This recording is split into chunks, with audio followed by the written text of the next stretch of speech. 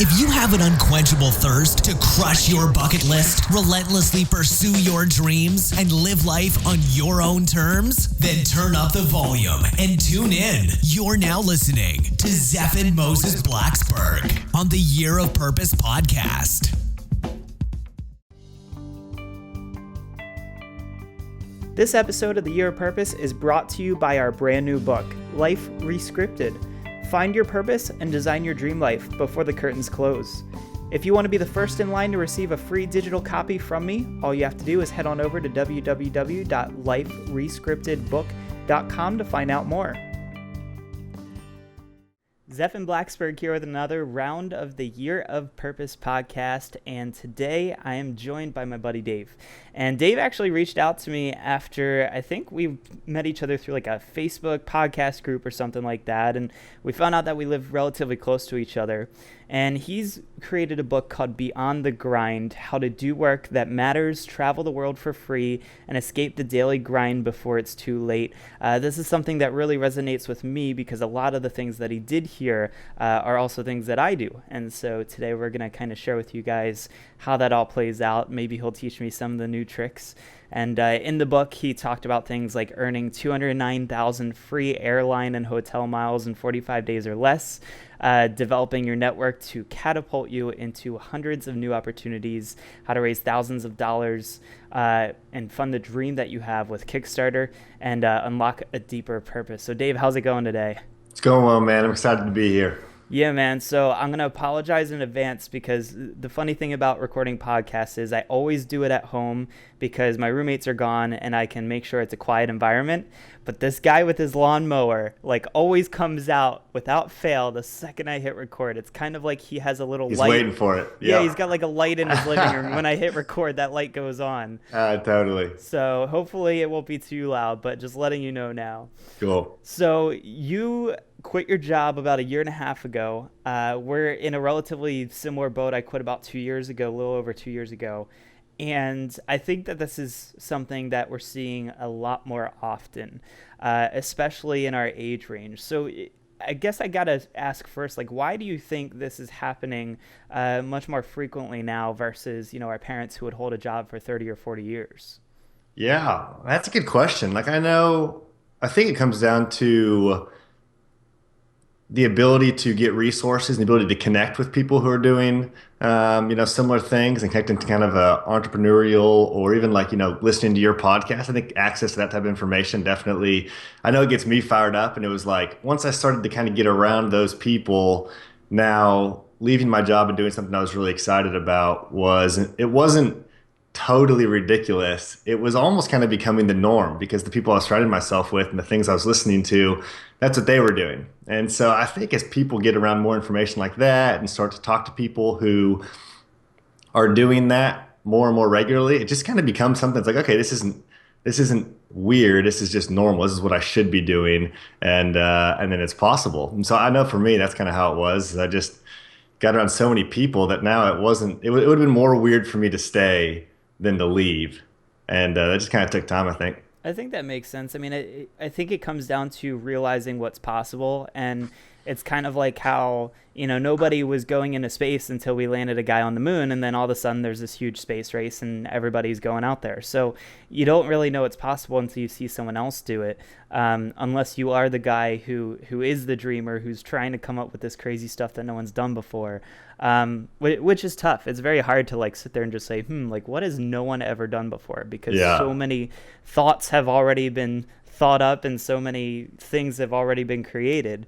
It's kind of like music. Like, I don't even know how they make different sounding music anymore because so many songs have just been created. Yeah, I actually just finished Elon Musk's biography yesterday, and I'm all fired up about trying to create new things. I mean, that guy does it better than anybody else in the world right now. Yeah. And it's so exciting, to be hearing the life of somebody who takes something that hasn't ever been done before and just puts it out into the world. So where were you? Like, what were you doing for work, and what ultimately was like the deciding factor in, all right, like it's time for a change? Yeah, so it was, yeah, I guess a year and a half ago. I was working at the University of Missouri, originally from Kansas, and was working there with college students. And I'd always kind of been the entrepreneurial guy. As I was thinking about that today, though, I was thinking back and like almost none of my entrepreneurial ventures as a kid worked. So I'm not saying I'm a great entrepreneur. I just always liked trying it. And it was after basically I was starting to read the book Think and Grow Rich, and which a lot of people have read before. And I just kind of picked it up and was like, okay, I'll go through this thing. And I wasn't really like planning on, becoming an entrepreneur. I wasn't really thinking about that at the time. And it said basically, think about what you want in life and then write it out on a note card. And he kind of has this daily routine that he recommends where it's like each night and each morning when you wake up, read this note card, what you want, read it out loud and visualize it and all that.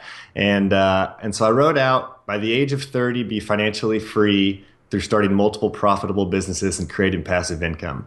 And then I signed it and dated it, and I kept that thing next to my bed and kept it in my wallet. And I'd read it, before I went to bed, and I'd read it when I woke up. And I didn't really know kind of how that was going to happen. It's what I wanted, but I didn't really have plans, in place. I just knew, okay, that's what I want. I'll just read this thing over and over and like, let's see what happens. And it was like a few months after that, I ran into a guy at a wedding who I'd met, once or twice before, hadn't seen him in a while. We ended up sitting at the same table, and I asked him, what he was up to. And he said, well, actually, I'm trying to start a software company right now through this group called The Foundation. And I'm learning how to go start a business. And, I like talking about business as much as the next guy, but I think if I hadn't really kind of tangibly put out what a goal was and written it down, I probably would have just breezed through that conversation. Like, oh, that's cool, man. Here's what I'm doing. But because I'd written that down, he like said that, and I like totally caught my attention. It's like, wait, maybe this is, the path to reaching that goal I have on this note card. So we started chatting, and he kind of shared a lot of the ideas. The first time I'd ever heard about the foundation, first time I didn't know anything about kind of the online entrepreneurial community. And long story short, I kind of hopped into a parallel business as him, kind of created a software company out of that. And that was kind of my first jump into it. But I really kind of attribute it back to actually writing down my goal and thinking about it, because I don't think that created that conversation. I think that would have happened either way, but it kind of piqued my interest and kind of raised up my antenna to be looking for opportunities to reach that goal. So it was pretty cool, totally unexpected. Now I live with the guy; he's my business partner. He's here in Annapolis as well. We both moved out here together, and so pretty cool how all that kind of works out. That's awesome. And so at some point in time when you left your job, was this, because I know you started travel hacking and doing this type of stuff, did that happen after you left the job? Yeah, so that happened right after I left the job. So last summer I started doing the travel hacking, and basically I wanted to travel. It was kind of the first time I could, because before I was working full time. So I had a few months. The business wasn't really up and running, so just kind of killing some time. And I was like, man, I need to go travel, but I didn't have a lot of money, and so just started reading all these blogs about how you could get free airline miles, and started applying for credit cards, and basically got like 210,000, 212,000 points in like 1 month just from applying for like 4 or 5 different cards. Took a sweet trip through Peru. Since then, I've been able to go on some cool trips over Southeast Asia and down in South Africa and all that, basically all for free. And it's been pretty sweet. So it's kind of addicting, and it pays off for sure. So it's cool to hear you say that, because right around the same time, I actually started doing the same thing. Last summer, in August, I made a decision that kind of domino effect into the podcast idea and where this all started from. But almost exactly a year ago from when we're recording this right now, I made a decision that I knew I had to go to California, and I didn't really know why. It sounded kind of irrational, but I just knew I had to go, and that actually ballooned into this whole month-long trip of leaving Baltimore for Denver, Colorado, Denver to San Francisco to LA, LA to Dallas, and Dallas back home over the course of a whole month. And in order to do that, obviously, I couldn't go and spend like $3,000 on flights because I didn't have that kind of money. And I was looking for same thing, like some sort of alternative or way to do that. And I had met a guy maybe 2 or 3 years ago at like a family barbecue or something, and he was talking about credit cards and how he does this. And so I'm like, all right, I guess it's time to figure that out. And so here I am about a year later. I've flown somewhere in the neighborhood of about 20 flights all for free around the country. I haven't done international yet, but that's the next step. Is I think next year will be all international travel. Yeah. But about 20 free flights. I've traveled to, I think, like 25 different states in the last 12 months. So I've seen a little over half the United States. And so a lot of it comes down to these things, credit cards. There they are. And so, and Sky Miles, of course. So maybe explain to people a little bit about kind of how this works, why it's not illegal, and why they aren't going to get, the FBI knocking on their door when they start doing this. Yeah, totally. So I think so. That was probably the chapter in the book that gets like the most, comments, people reaching out to me wanting to learn about that. And I kind of knew it would be. It's a cool chapter. It's exciting. I think I realized with travel hacking that if somebody is not want to do it, like there's no way I'm going to convince anyone to do it. And so just disclaimer for anybody listening to this. If you don't want to do it, I'm not pressuring anybody into it. But a lot of people, have reached out and have been super excited about it. And basically how I kind of explain it, I kind of lump into two different categories. And so kind of overall, travel hacking is basically just using credit cards and the huge signing bonuses that they give you for signing up for them, and then kind of accumulating those points and just using kind of the new credit card to fuel new purchases with flights. And so what I tell people a lot of times, if you really want to get into it, kind of the easiest way is just figure out how much you spend, in a certain month that you can spend on credit cards. And then, Southwest will give you 50,000 bonus points if you sign up for their credit card and you spend $2,000 in the first 3 months. And so figure out, okay, do you spend $2,000 in 3 months on a credit card? If you do, the easiest way to do it is just get on Southwest, apply for that credit card, pick it up, and then just use it for your normal spending, and you'll get 50,000 points, which is like, for me, a couple different places I like to travel a lot. That's 5 free round trip flights, just by doing nothing, by using a different card in my wallet and pulling it out at the grocery store when I buy my groceries. So that's definitely the easiest way to get in. Yeah, it's not, legal. It's perfectly normal. The credit card companies, really want you to be using their cards. And so they're definitely willing to hook you up for switching over to them. And then also people always ask me, like, does it hurt your credit to do that? And it definitely doesn't hurt your credit. It actually helps your credit in the long run. And we won't get into kind of the ins and outs of how they calculate your credit score. But basically, the more credit cards you have, the more a bank looks at you and says, oh, wow, lots of people trust him. He has lots of available credit. His credit score is pretty good. So it's actually helped me over time having multiple credit cards. And so it's pretty good deal. So that's definitely like the easiest way of getting into it. Just pick up a card every few months and just use it for normal purchases. And one app that I use, because I do keep track of the credit score, is Credit Karma. It's free. Yep. It's an iPhone app. I'm sure it's on Android too. But Credit Karma is really easy. And just in the last year doing this, because I first started applying I've probably got about 12, 15 cards here now in the last year, my credit score went from about 700 to 810. So it has not hurt me whatsoever yet. Couple questions that might come up for people: annual fees. There's definitely ways around that. A lot of people say that you should cancel the cards or downgrade the cards 11 months in, so that way you don't hit those fees. For me personally, especially like on the Southwest front, I love to keep the Southwest card, so I pay the $69 a year because I use it for all my business stuff. So I'm going to rack up the points anyway. And they will tell you that 50,000 points will get you only 2 free round trip flights. They're wrong. I've found flights from like Baltimore to Costa Rica for like 12,000 points each way. Smaller flights from, maybe like Baltimore to New York or to Philly are definitely much cheaper. So as long as you can kind of plan in advance and be flexible with that, it definitely can be utilized in a very cool way. I don't know. Is there any worries that you had going into it? I mean, anything that anyone's asked you? Like, obviously, does it hurt your credit score is like the big one. It's totally not illegal, which is great. I don't know if anything else has come up for you with that one.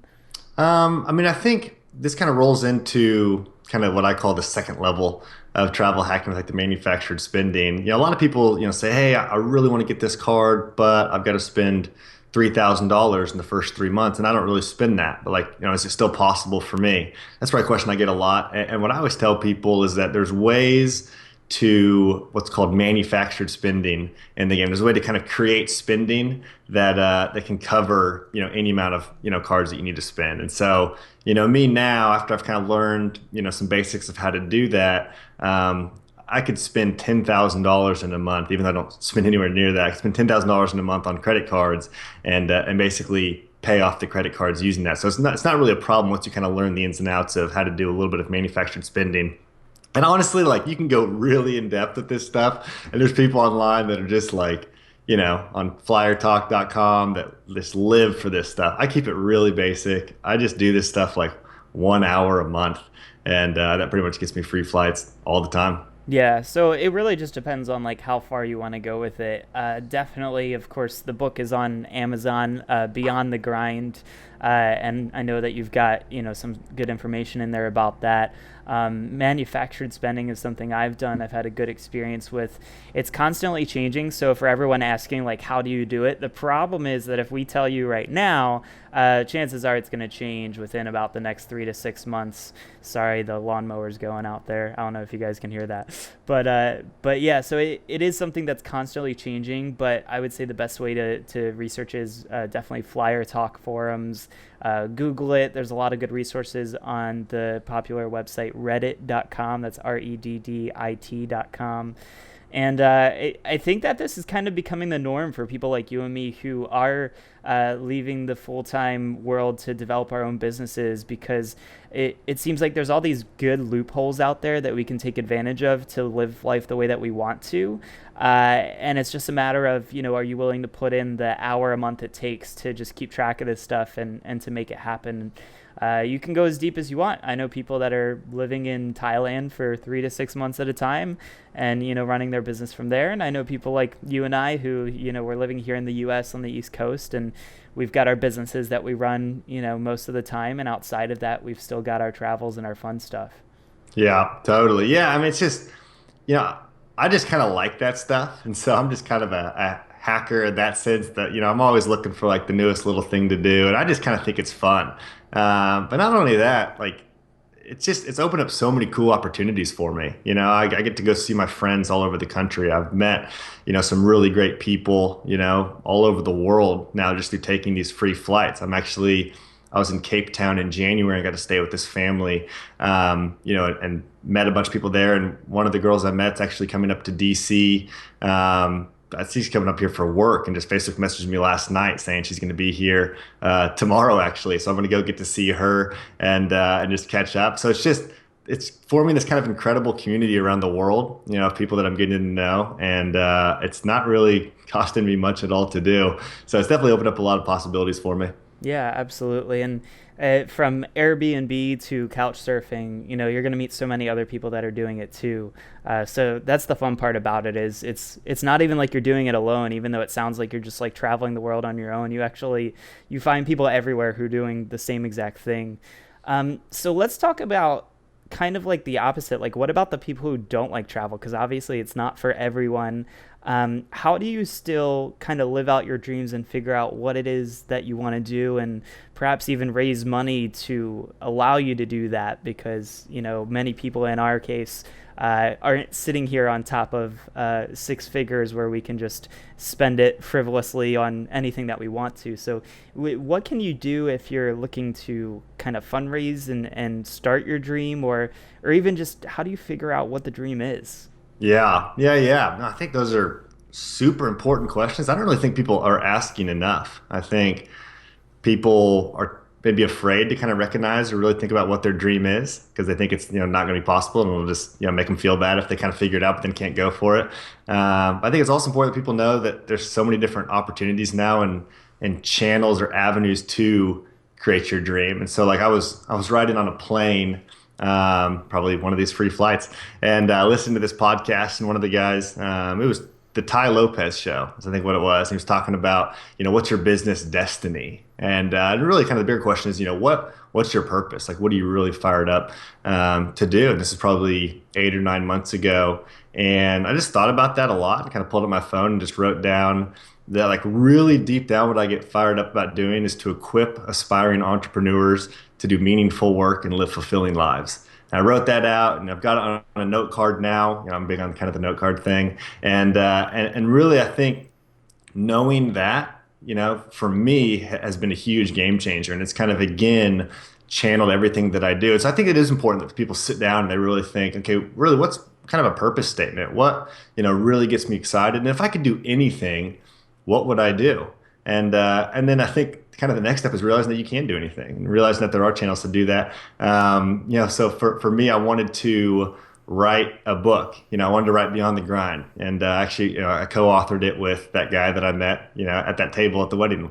And so we didn't have any money to do it. We're just these like failing entrepreneurs. We wanted to get it out there, but like we can't take on the risk of publishing it all, and we just couldn't do it, but we wanted to do it anyway. And so basically we thought, well, let's check out this Kickstarter thing, and maybe this will be, a good channel for it. And so actually, after looking into kind of Kickstarter, there was really no other projects like we were talking about doing on there. So like people weren't getting nonfiction kind of self-help books funded on Kickstarter. Like it just wasn't there. And so like first we're like, well, okay, this isn't going to be the right channel. And they were like, well, you know what? Like, let's just go for it. And so we kind of went through all the channels and doing the Kickstarter, reached out to all of our friends and family, kind of created some email lists and pubs and all this different stuff to get it launched. And our first time we launched the Kickstarter, we were trying to raise $8,000, which was going to kind of cover all of the different, book publishing fees. It's going to give us our first run of books and all that.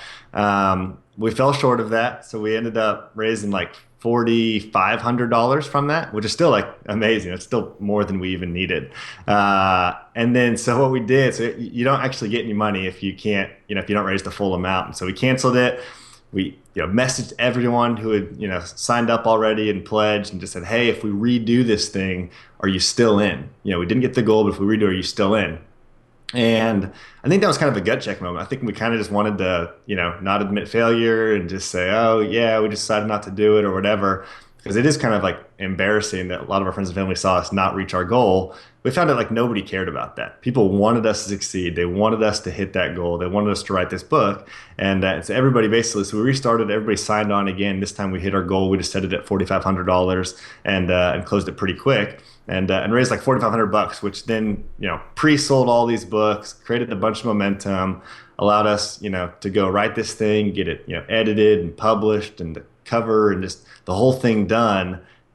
One of the kind of bucket list items that we had basically for free, on the front end, and we knew it was already paid for. Then now it just sits on Amazon and sells copies each day from that. But I think that was a powerful moment for me, realizing that like, even things I didn't have money for, things I didn't know how to do, were totally possible. And a lot of it comes down to who you have around you and whether they're supportive of that. And I find most people usually are. And then there's sweet things like Kickstarter that can allow you to fund cool things like that too.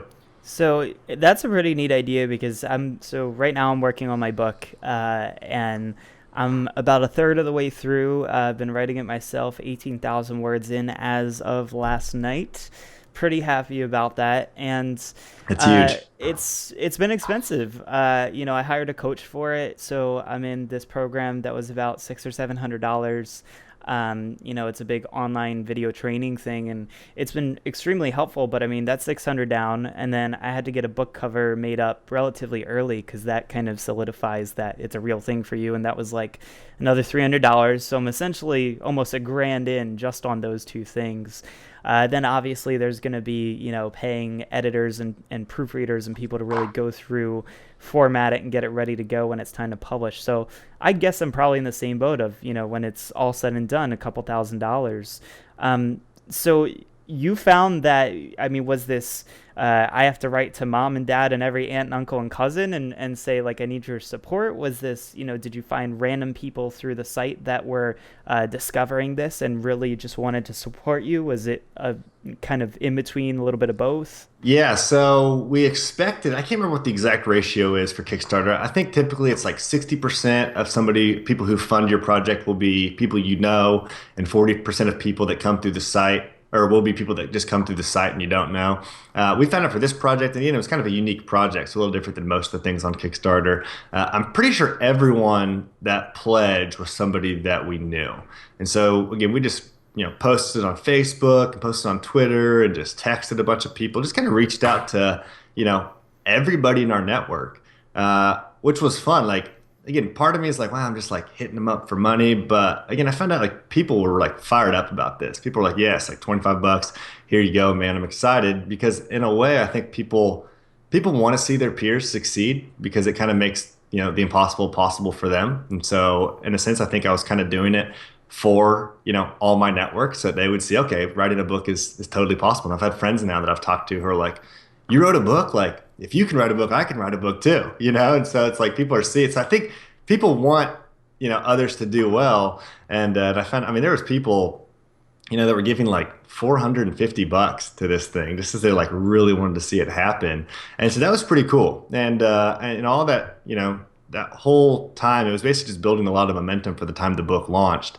And so when the book launched, I mean, we had like, we gave our Kickstarters like an early, access to it and read it and all that. And I think we had like 65-star reviews or something crazy like that in the first 48 hours, just from people that had read it. And we didn't tell them to write sweet reviews. We just said, hey, go on there, leave an honest review. And everybody was just loving it. So it's pretty cool, kind of all the pre-work, set us up for a great launch on Amazon and ended up getting us on, some bestseller lists. I think we were number one in travel for a while, which is pretty sweet, and like number two in business. And so it was just a fun experience overall, and I think really tied us in with a lot of people in our life that we've been connected to in the past, hadn't talked to in a while, and now they're following us and they're up to date on our lives. And so that's pretty cool. That's very cool. So it sounds like a really good way to kind of create an audience out of nothing and to find more people that wouldn't have otherwise, known what you were up to or would have learned from you. Totally. So that sounds like a really cool option there. Now, so you've got the business, you've published a book, you've got the traveling down, you've kind of seen parts of the world. Where, I'm careful in asking this question, where does like the meaning and purpose come in for you? Because I think that a lot of the reasons why we do this stuff is because we're so dissatisfied with how our life was a couple years ago. So, what is it right now that's really lighting you up, and how are you proceeding now that you've done so many amazing things? Because it's kind of like you've set the bar up here, and it's like, what do you do when you've already reached this point? Like, how do you, if this is the ceiling of it, like, how do you go further and really keep enjoying stuff and keep going? Yeah. I mean, I think when I look back the last couple of years, it's been a really hard journey. And I think it's just tough, breaking into something new. I think a lot of when I left my job and was becoming an entrepreneur, I just thought it was gonna be really easy. And I was like, oh, I've read some books and I'm like kind of the entrepreneurial one of my friends and all that. I found out like really quickly that I wasn't really the person yet that could start a business. And there was just kind of a lot of how I viewed the world and how I viewed myself and just a lot of limitations I put on myself. And so there was kind of a lot of rewiring. And I didn't really have, like, I would even say like now, like I don't really have kind of one, coach or mentor in that's like kind of really helped me. It's been, a community of friends and a lot of people online, some different courses I've taken. But I look back at that and I'm like, man, I wish I had had more help in that. And I wish I'd had someone kind of more come in and help me through that process. And so now really what we focus on, I've kind of got, the two businesses now. There's, Market Results, which is our digital marketing consulting business, which is where I work with small businesses and help them, take care of their Facebook advertising and their AdWords management and their search engine optimization. And, that's kind of the main business and how we got all into this. But really, I think the reason we did that was because we wanted to start what is now the 6K Success Program, which is I think where I get really fired up about, and that's basically teaching others how to do the exact business that we started. So we just kind of go through, we document all the different aspects of market results, and how do we find our clients? How do we, what are the proposals we send out? How do we, take payment? How do we do all those things that's created this, profitable online business for us? And then we kind of, again, made a video course out of it and opened up this online program that's forming this like really awesome community of people who just want some help. And that gets me excited. And that was really birthed, I think, out of that note card on the plane that one day where I said, I want to equip aspiring entrepreneurs to do meaningful work and live fulfilling lives. And so it's definitely more than the money for me. And I think everybody would say that, even if people think it's about the money, I think deep down they'd really realize, they don't care all that much about the money. It's more about, life of purpose. And so when I'm helping these entrepreneurs and these people, leave their jobs, like they're real people who have real dreams and they want to become entrepreneurs, not so much because they want to get rich. Like that's something I've realized, like nobody I'm working with like wants to be the next Elon Musk, or they don't want to be billionaires. They just want, freedom with their life, and they want to, do things that get them excited every morning. And so we've loved doing that with the 6K Success course and just helping people make that leap. And I think try to give people the help that I kind of wish I had had. So that's kind of what we're moving into now. And again, there's so much work that goes into that, and so much we want to do with it moving forward here. We've got a solid community now that's been a lot of fun. Yeah, so I think that a lot of people are probably going to be interested right now in this 6K course, as well as your book. I think that most of the people listening in would want to build that type of a business that allows for that freedom. I think that the book probably has a lot of good resources for them. So if you could maybe share with them, what's the best way to find out about the book and also the 6K course as well? Yeah, so just hook you guys up. We're going to go ahead and put up a landing page on our site. So if you go to 6K, and that's the number 6ksuccess.com/year of purpose, we'll just go ahead and have a page up there that we're going to give you guys the book for free. So no need to go buy it on Amazon. Head over there. We'll give you guys a download that you can just download for free.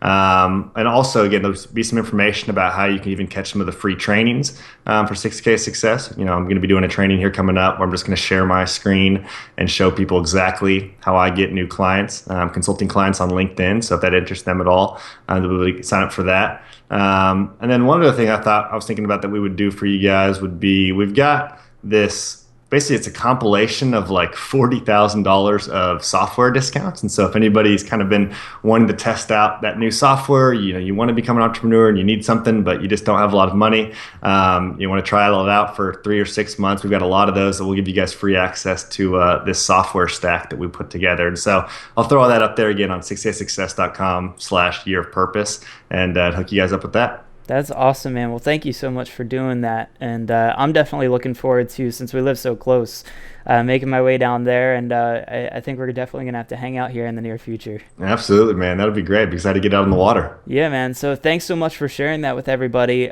Totally excited to check out the book. And for everyone listening in, definitely check out. So it's the number 6, letter K, success.com/year of purpose. Yep, totally. And if anybody wants to email me, it's dave@themarketresults.com, and just tell me you're in Zephin's crew, and we'll make sure we get you taken care of. So be excited to hear from anybody that has any questions or needs any help moving forward. Awesome, man. Well, thanks for being here today, and we will definitely stay in touch. Yeah, sounds good, Zeph. Appreciate the time, man. This episode of The Year of Purpose is brought to you by our brand new book, Life Rescripted. Find your purpose and design your dream life before the curtains close. If you want to be the first in line to receive a free digital copy from me, all you have to do is head on over to www.liferescriptedbook.com to find out more. I've discovered what I think is the world's most effective process to design your path in life. It'd be a shame if I didn't share it. In Life Rescripted, you will discover the number 1 strategy for determining your life purpose and how you can start a new path today. The 5X life hack rule for accomplishing your dreams and designing your life on your own terms 5 times faster. The ultimate solution for fear and how you can leverage it right now to make this year your best year yet, and so much more. Reserve your spot in line to get a free copy at www.liferescriptedbook.com, and I will see you in the next episode.